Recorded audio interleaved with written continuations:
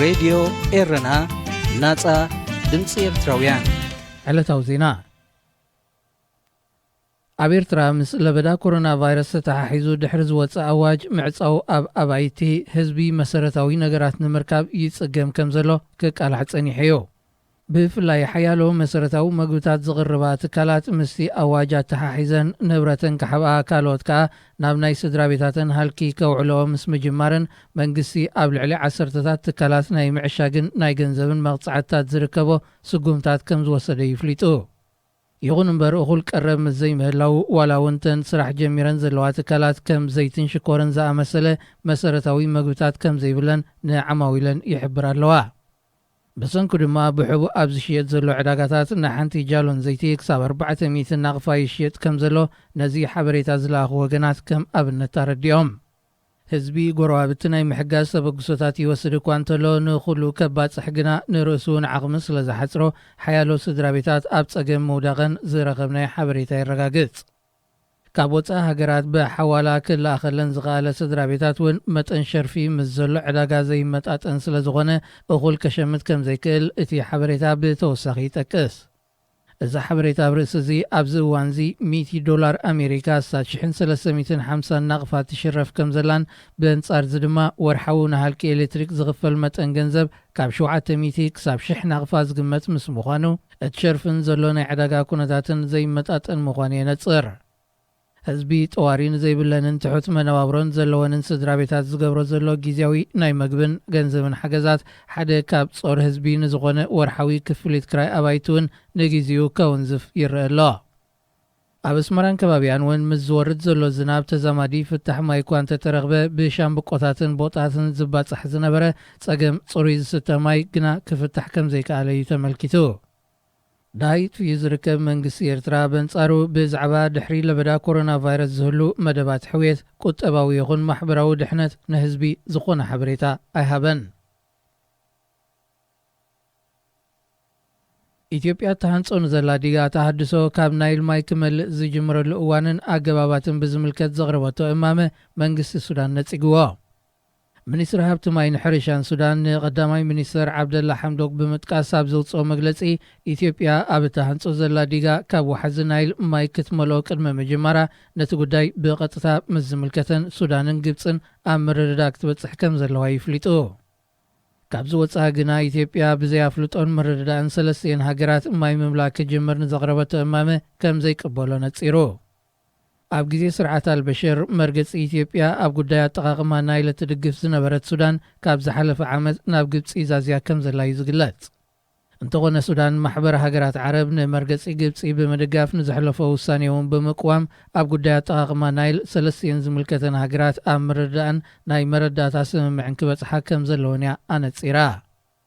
ብድፊት ኣሜሪካን ባንክ ዓለምን ምስ ግብፅን ሱዳንን ናብ ዘተ ተጸሚዳ ዝነበረት ኢትዮጵያ እኹል ምድላው ኣይገበርኩም ብምባል ብሃንደበት ድሕሪ ምስሓባ ግብፂ እቲ ጉዳይ ናብ ባይቶ ጸጥታ ሕቡራት ሃገራት ከተሰጋግሮያ ክትሰርሕ ጸኒሓ።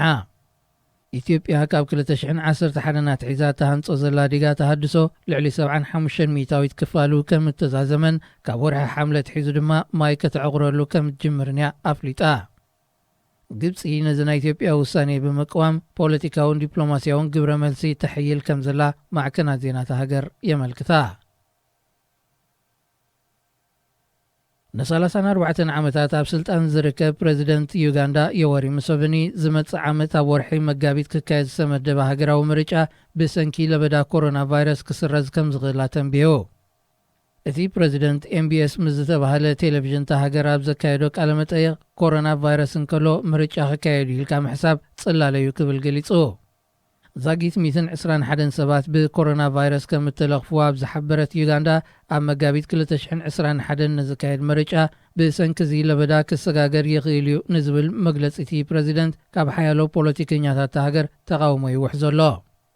ዝመጽእ ዓመት ክካየድ ኣብ ዝተመደበ ምርጫ ዩጋንዳ 76 ዓመቱ ዝመልእ ፕሬዚደንት ሙሴቬኒ ዕድመ ኣብ ምርጫ ንዝወዳደር ዜጋታ ሃገር ዝግድብ ቅዋም ከም ዝሰረዘዩ ኣቐዲሙ ክግለጽ ጸኒሑ።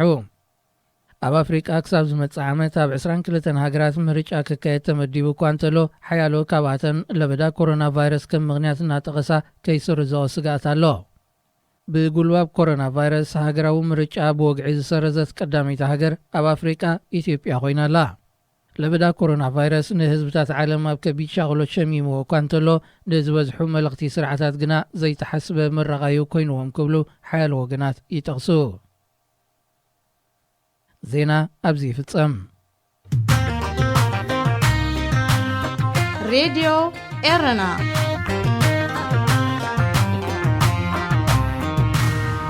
ሰላም ክቡራት ተኸታተልቲ መደብ እንታይ ከይበሃል ኣሎ።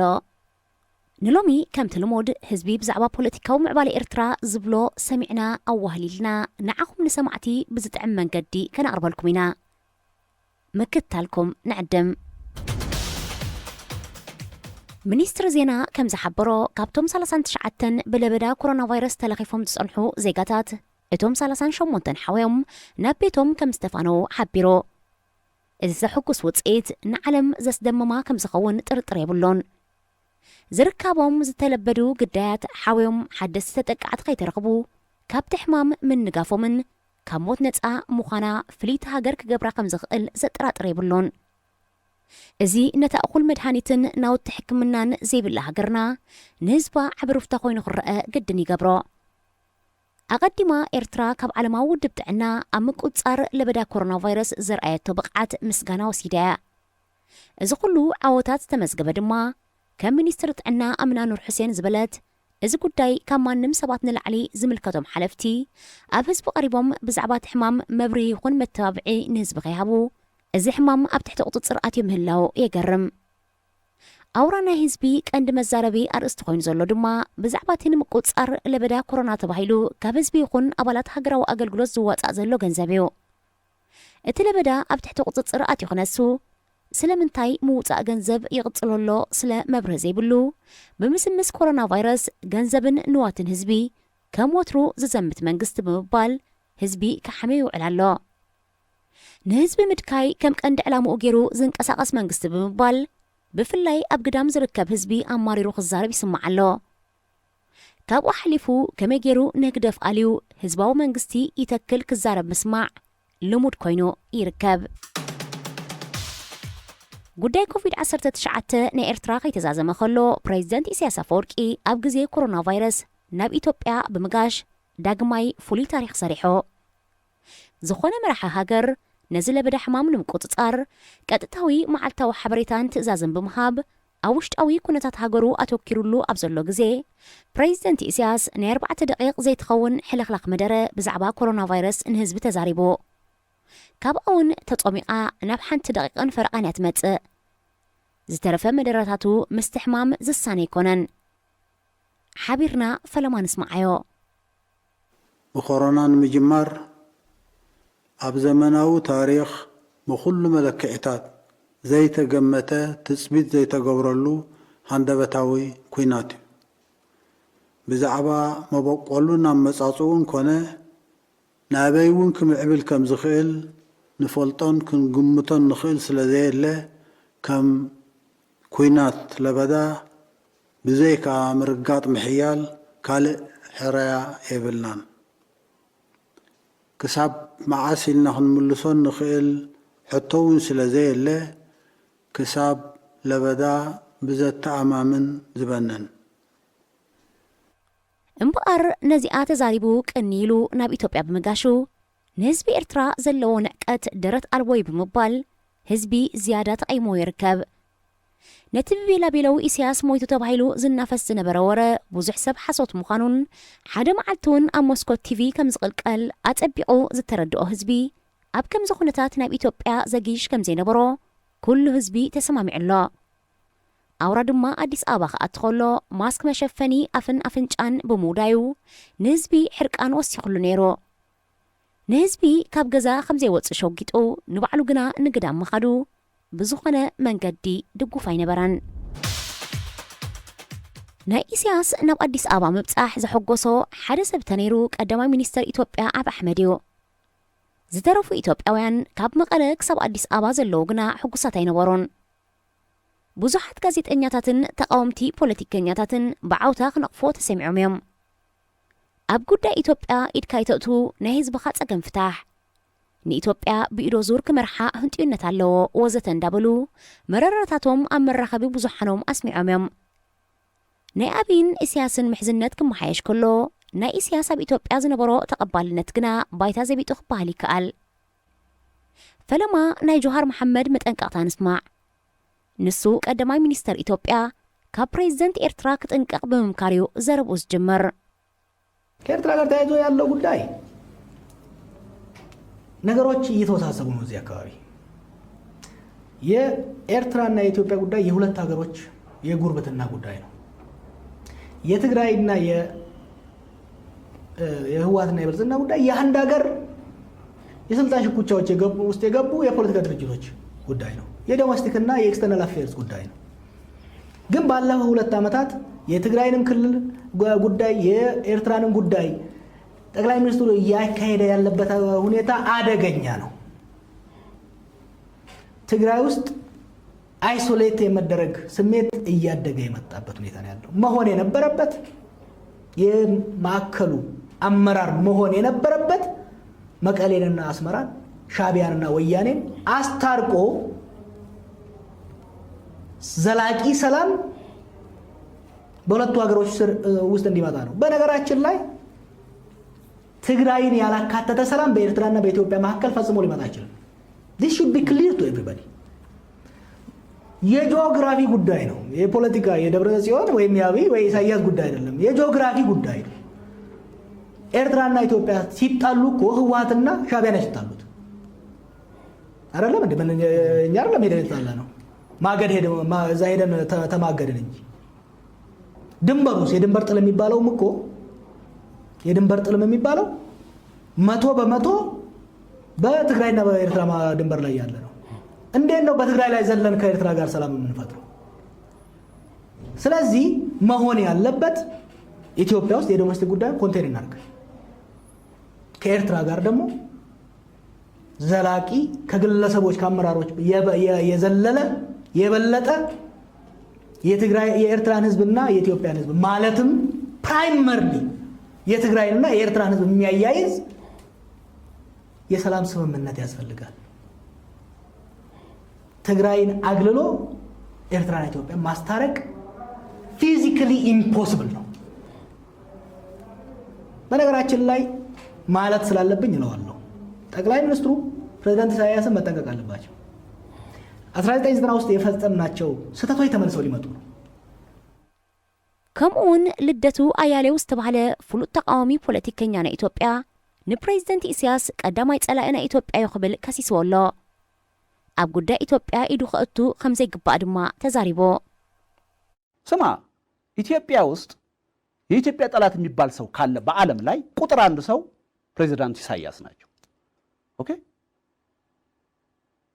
ፕሬዝዳንት ኢሳያስ ጋራ ቁጭ ብሎ የኢትዮጵያን ችግር ፈታለሁ ብሎ ያመነ የፖለቲካ ፓርቲ ልደቱ ከጀዋር ጋር ለምን ተገናኘ ብሎ መፎከር ምንድነው ያስኬዳል ልደቱ መቀሌ ሄደ ብሎ መፎከር ምንድነው ኢሳያስን በቀይ ምንጣፍ የተቀበልክ ይሄን ማለት ይሄ ፖለቲካ አይደለም ይሄ ጥላቻ ነው ይሄ ግልብነት ነው ለኔ ከኢሳያስ ደብረጽዮን ይቀርበኛል ለኔ ከኢሳያስ ጀዋር ይቀርበኛል ለኔ ከአስመራ አምቦ ይቀርበኛል ለኔ ከአስመራ መቀሌ ይቀርበኛል መቀሌና አምቦ አገሬ ናቸው ደብረጽዮንና ጀዋር ኢትዮጵያዊ ናቸው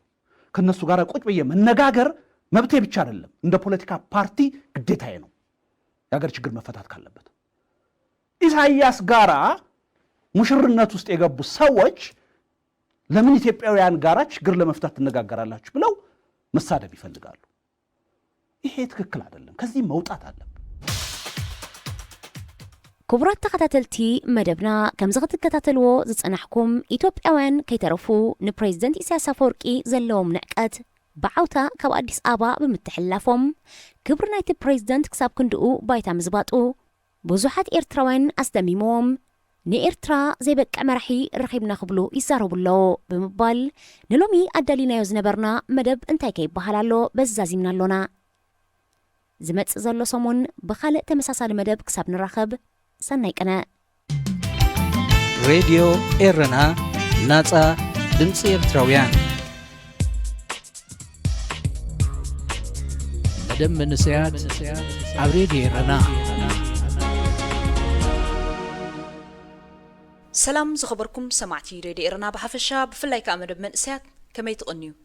ኣብ ዘለኹሞ ብሰላምን ጥዕናን ክትህሉ እናተመነና ንሎሚ ሓሙስ ዝበልናዮ መደባት ሒዝና ኣብ ሰዓትና ተረኺብና ኣሎና ክሳብ ፍጻሜ መደብና ምሳና ክትጸንሑ ብኽብሪ ዝዕድመኩም ኣኽበረት መሓሪኤ ሰናይ ጻንሖት መደብ መንስያት ኣብ ሬድዮ ኤረና እቲ ናይ ሕማመይ ግዜ መጺኡ ናይ ሕማመይ በቲ ዝትርጉሞ ሕመም ዝብለሉ ከምቲ ዝደልዮ ከም ሙደይ ከምቲ ኣነ ዝሓስቦ ምዃኑ እዩ ወለዶታት ኣብ ግዜኦም ቅጽል ስም ክጠቆምን ናይ ባዕሎም ስውያታት ክህልዎምን ተራእዩን ክረአን እውን ስለ ዝኾነ ድማ እዚ ንእስ ወለዶ ነዛ ጥብቆ ቃል ወይ ስም ተገዚምዎ ኣሎ ብዙሕ እዋን ዝተፈላለዩ ሰባት ወላ ሙሉእ ሕብረተሰብና እንተበልካዮ ምግናን ዘይኮነ ናይ ሕማመይ ፍረ ቁም ነገር ኣልቦ ፍረ ብጫ ዝተለኸየ ፀጉሪ ፍረ ፍርቂ ማዓኮርካ ማዕጥቆ ከም ዝኾነ ኣሚኑ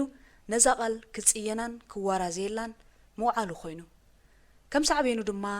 እታ ስም ብዝተፈላለዩ ቃላት ክትካእ ትፍትናላ ናይ ዕማመይ ናይ ጥዕናይ ወዘተ ወዘተ መብዛሕትኡ እዋን ወለዶ ናይ ሕማመይ መጽሓይ ዝኹሉ ወቐሳን ፍርድን ኮይኑ እዩ ግዜ ግና ኣይከም ኩሉ ግዜን ግዜ ተቐያያሪ ኣብ ሳልስቲ ወይ እውን ሰሙን ዘይመልእ ብዙሓት ለውጥታት ይቀላቀሉ ኣለዉ ብምኽንያት ሕማም ኮሮና ቫይረስ ማለት ውሸባ መብዛሕትኡ ሰብ ዓዲ ውዒል ምስ ኮነ ፌስቡክ ብላይፍን ብጽሑፋትን መንገዲ እግሪ ተሳኢኑ ወርሒን ኣሎን ብዙሓት ሰባት ከከም ዓቕሞም ሓሳቦም ዘካፍሉ ዝምህሩ ዝምዕዱ ከምኡ እውን ዝጻረፉን በዓሌትን ሃይማኖትን ዝጎጃጅሉን ኣብ ፌስቡክ ኣለዉ ብፍሉይ ተጓሂሩ ዝቐነየ ግን ብኣውራጃን ሃይማኖትን ዝቐነየ ንሕንሕ እዩ ከም ሓሳብን ቃልን እቶም ተጻረፍትን ጎጃጀልትን ኤርትራ ብዘይካይን ሃይማኖተይን ኣውራጃይን ንኻልእ ኣይትመልከቶን ዝብል ሃጠውቀጦ ክትብሎ ዘድፍር ናይ ተልሜደናት ፖለቲካ ኣፎም ናይ ዝኸፍቱ እምበር ክሓስቡን እንታይ ክዛረቡ ዘይፈልጡን ውሑዳት ስሕዋትን ወግዒ እዩ ሎሚ ግን ኣይከም ትማልን ግዜ ኣይከም ኩሉ ግዜን ወለዶ ናይ ሕማመይ ብዘይካ ኤርትራ ዝፈልጦ የብለይን ክብል ይቀላቀል ኣሎ ውርዝያትን ሰብ ዓቕምን መንእስያት ወለዶ ናይ ሕማመይ ብምልኣትን ትዕግስትን ክላዘቡ ካብ ምርኣይ እንታይ ዝሕጉስ ክህሉ ኢሉ ኣብ ቲክቶክ ብዙሓት ኣዋልድን ኣወዳትን ወለዶ ናይ ሕማመይ ባንዴራ ሃገሮም እናንበልበሉ ከምቲ ንናፍቆቶም ንጽምውኦም ንጭንቀቶም ዝገልጽሉ ደርፍና ደገም ካብ ምስዕሳዕ ንፍቕሪ ሃገሮም እውን ከምኡ ኣብ መራኸቢ ብዙሓት መንእስያት እዚ ዘመነ እዩ እዚ ዕድመ እዚ ከድመዓሉ ዝግባአና ዕድመ እዩ ብዝኣረጉ ስነ ሓሳብን ዋናታቶምን ኣይዳነን ዝብል ስነ ሓሳብ ይቀላቀል ኣሎ እዚ እቲ እንኮ መንገዲ ሕወትን ተስፋን ኤርትራ እዩ መንእስያት ዝላዘቡላ ሃገር ጽባሓ ውሕስ እዩ መንእስያት ናትና ዝብልዎ ጉዳይ ተካእቲ ናይ ምፍራይ ዕድሉ ኣዝዩ ሰፊሕ እዩ ኣብ ሃገርና ኤርትራ ኣብ ዝሓለፈ 30 ዓመታት መንእስያት ናይ ዝተጠንሰሰ ሓሳብ ኣተግበርትን ተለኣኽትን እምበር ሓሰብትን ተለምትን ኣይጸንሑን ክንብል ንደፍር እዚ ድማ ከም ባህሊ ተወሲዱ ጸኒሑ ግዜ ግን ኣይከም ኩሉ ግዜን ኣተግባሪ ኣይከውንን ኢሉ ዶብ ተሳጊሩ ባሕርን ሰሃራን ፈንጢሱ ብዘይድሌቱ ኣብ ምዕራብ ዝሰፈረ ወለዶ ናይ ሕማመይ ባዕለይ ሓላሚ ባዕለይ ተላሚ ይብል ኣሎ ዕድመቶም ኣብ ሰብዓታት ኣብ መሪሕነት ዝነበሩ ኣቦታቱ ክጸባጸብ ጀሚሩ ኣሎ ንኣብነት እቶም ቀንዲ ተጻይ ዝወለዶ ዝኾኑ ናይ ሰብዓታት መንእሰይ በዓል ጎተና ህድሞ ናይዚ ሕጂ ዓጁስ ዝኾኑ ኣቶ ኢሳያስ አፈወርቂ ኣብቲ እዋን ወዲ 20ታት እዮም ነይሮም እዚ ወለዶ ደኣ ብዛዕባ መጻኢኡን መጻኢ ሕብረተሰቡን ሓላፍነት ዘየሰክም ምኽንያት እንታይ ከይህልዎ ግዜ ኣይከም ኩሉ ግዜን ግዜ ተቐያያሪ መንእሰያት ናይ ሕማመይ ወለዶ ሕብረ ብዙሕነት ሕብረተሰቦም ከም ጽባቐና ዝተረድእሉ እዋን እዩ ኣብ ማሕበራዊ መራኸቢ ብዙሓን ሰባት ክቀባበሉላ ዝቐነዩ ሓጻር ተንቀሳቐሲት ምስሊ ከም ዝስዕብ ትገልጽ ሓደ መንእሰይ ነታ ሳንጣ ማለት ቦርሳ ከፊቱ ሒዙዋ ይርአ እቶም ካልኦት በብሓደ ዞባታት ኤርትራ ብምውካል ዘለዎም ይቐምጡላ اتموكلتن زباتات زنبرة مبزحتو أرانشي كمون تفاحي اتوم نحمامي زحزوو أبتا بورسا مسأتوو اتا بورسا توكلتا نيرترا مخانو يقلصو سلازي يبلو نسوم ككم حبرنان كرصنان اتا اتترنفرنا ازا بورسا نساخا إرترا ازي عينت سايكولوجيزي نخمقاتهم مزان او مايكونن نتوم بعدمن مهرون بسولاتون نتصورن قلاصن ملأختي نيرترا أت منفس مدري منفس بحري منفس كلاي منفس سماي منفس غلغل منفس إنبا منفس ربا منفس كربا منفس أمني منفس أخلي منفس بؤوز منفس ياوي منفس هيوان منفس آدم منفس كينات منفس سلام منفس وركت منفس سعرت منفس فرحي منفس تبعت منفس قلسي منفس ملكت مسيلك يوم دو أقحا مقحا سبار مدبار طرحا مرحا قزع مزع سنع منع دعمس قعمس درع قرع دشامو الكيز كدا دمو خشايت الكيز الساعة عمو قلي أم ناس وقلي أم دمامو إري إرتراي ريمي هاقري نمرقمكي خوينو فرق أيح بحري نسو تواسيدو بخميكة نبري تنفاسكي نسو سركي مفتركي أبقو تذريخي كاو زبوغلكي أبقو تحاسبكي كاو توليدكي أبقو إجرحسكي كاو زقبزكي أيح بحري إرترا أيح بحري زفل زي بولو خموهدتنا حبري من حي لحجي سبدو زفت آري سبز عوان سبز عشا زدلك كبكي خمس جيردا خم قصلو لي خمر قبيت سعدا كم قراس باندو خم عصاف نجرا كندسرحو سحا وفرا من زي فتني بقرحي بقرا تاريخ حاكو زي بلو السريرا كترسعب عالم بزخري دبترا تفريدكي الريب بنعكت بجهرا يدمسس مثلا يبون قصرا عيناتهم قنقو عيناتهم بانديرا من حباتنا من بلا إرترا نحنا نقتلا نحنا نمبرا دك ايس انو بوتا مقبرا بخول ليمبرو سينو مقاسرا ابزنيرا بزنيرا خمزنيرا ابزنيرا كبلون كبها حالون موال يخنم عندون صلمتون علم تخنم سدتن كرتتن تواهيلكي تفريدكي تنعيكي تواردكي زز ولده مخنه زز تولده محننه قازنه حزنه سعنه زاونه بقفعي ساسنه بمرت مسنه ولد مسئي زيداني نسلخن سليئون زحلني تنفاسو بجاز منني هزبي نسلخ حرني سسني شحن والتان كوني سسني سمور جنبار كوني نحرنتك يا مقلو خينات أبقوتون قفعي نايقزعت تقبطت تسختيتو حرري قصلو تسوي تقبري تنسى داغماي نموت سعري نجان هوي منجي سعري نروسيان إسرائيل سعري نأمريكان نشاينا سعري نخلت عالم سعري زبعال شدة بعالكم تأسري زرق بركخي نايمها تسانكي فري بحيال فقرخي لبوز عوري زي قدل زي دمر زي الربح زي مكال كم آتم انكون نما أخلاوسن حدن إرتراي ريمي هاقري مسيلكي يوم دو أغحا مقحا سبار مبار ترحا مرحا قزع مزع سنع منع دعمس قعمس درع قرع زي الشامو والكيز كأدادمو خشايت الكيز الساعة عمو قالي أنا سو قالي دمامو مسيلكي يوم بعد دي تسعريت كم بالله كالسي خم بالله ساعات أي فولت اندو عدخان مبوك الكان منكالن مجمر منشن مخانكن انت زي فلطو حجي فلطو كسادهم دنينو مغمت تحبطو اقرخص عمام محرتك يحتطو نفقني بقلتي نحك يختطو انبنتلو قنابو علو برن ورك انتلو يوهللو هزب اللواء الرئيزي الشالو نهاقرو فقم او راح حيلو تمتلا صنحو انهو حلو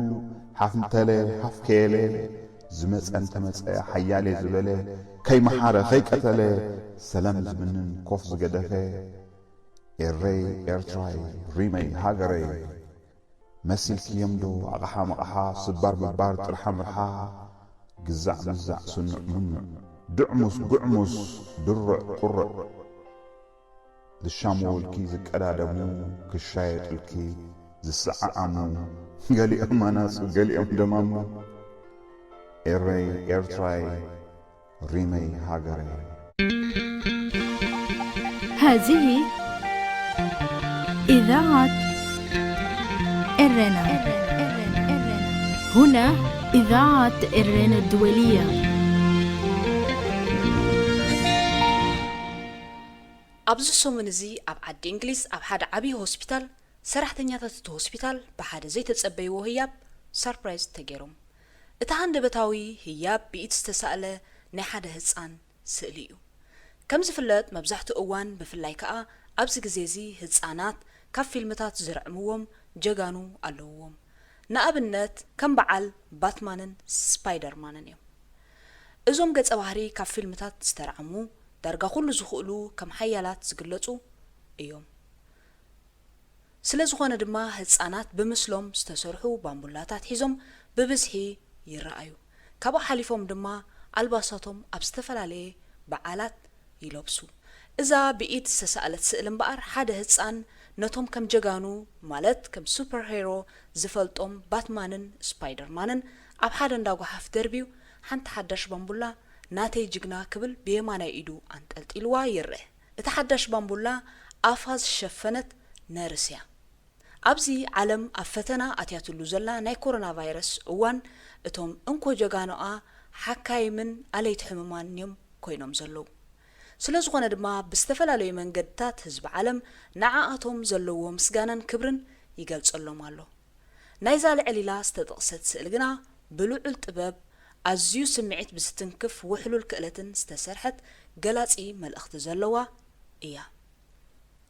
ኣብታ ስእሊ ተቐርቂሩ ዝነበረ ደብዳቤ ድማ ከምዚ ይብል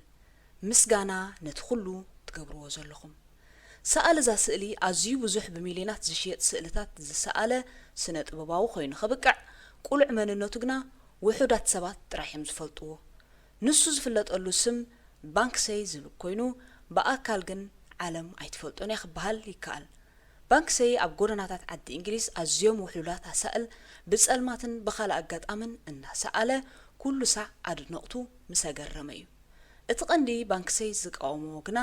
ኣሳእሉ ብሚልዮናት ክሽየጡ ካብቲ ዝግብኦም ንላዕልዩ ብዝብል ስነ ሓሳብ ይፍለጥ ስለዝኾነ ድማ ስእሉ ኣብ ህዝቢ ዝእከበሎም ከባቢታት ይስእሎም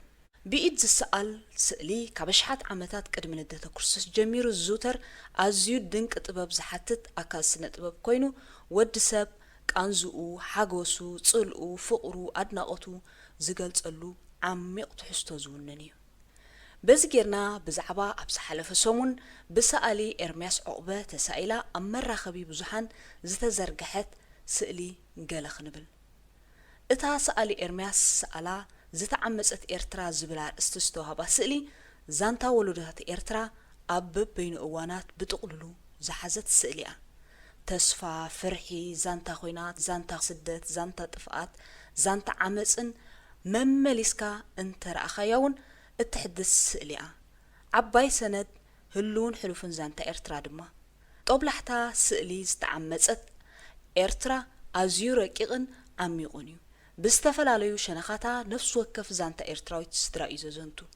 إذا سئلزيا صباح نقهو أما نادق اتان حلما إرترا أبتي ولدوتات نخمهارولن زانتا أمن زانتا بوتاتو من كعقب زتكل عبي بيت مذكر إرترا تنتلتلا كن رئا ولدوتات زانتا هاقروم زنبولا سئلو خوينا مصباح قنان تسفانا مدام من سياد عبريدي رنا